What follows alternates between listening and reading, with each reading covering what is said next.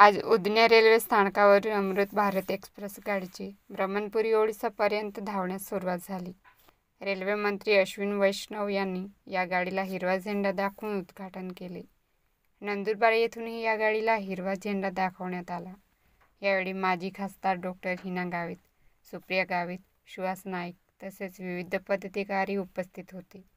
या उपक्रमामुळे प्रवाशांना सोयीस्कर प्रवासाची सुविधा मिळणार असून नंदुरबार जिल्ह्याला रेल्वे वाहतुकीच्या दृष्टीने मोठा फायदा होणार आहे।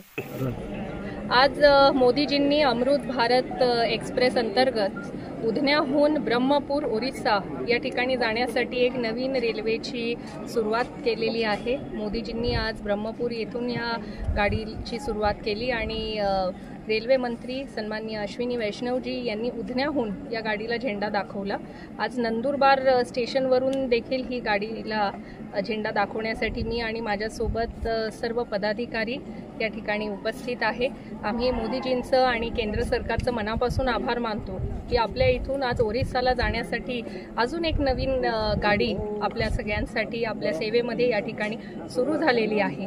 नंदुरबार रेल्वे स्टेशनवरून आज देशभरात सर्व दिशेने जाण्यासाठी आज रेल्वे या मोठ्या संख्येने उपलब्ध आहे आणि आज ज्यांना जगन्नाथपुरीला दर्शन करायला जायचं आहे त्यांच्यासाठी पूर्वी ओखापुरी नावाने एक रेल्वे चालायची, आज त्याच्यामध्ये भर पडला आहे आणि ब्रह्मपूर ओरिसा या ठिकाणी जाण्यासाठी एक नवीन रेल्वे गाडीची सुरुवात झाली।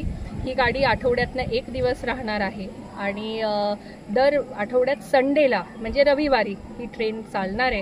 त्यामुळे नंदुरबार जिल्ह्याच्या नागरिकांना ही एक खूप मोठी सोय या ठिकाणी केंद्र सरकारने आदरणीय मोदीजींनी करून दिली आहे। मी नंदुरबार जिल्ह्याच्या वतीनं मोदीजींचे मी मनापासून आभार मानते।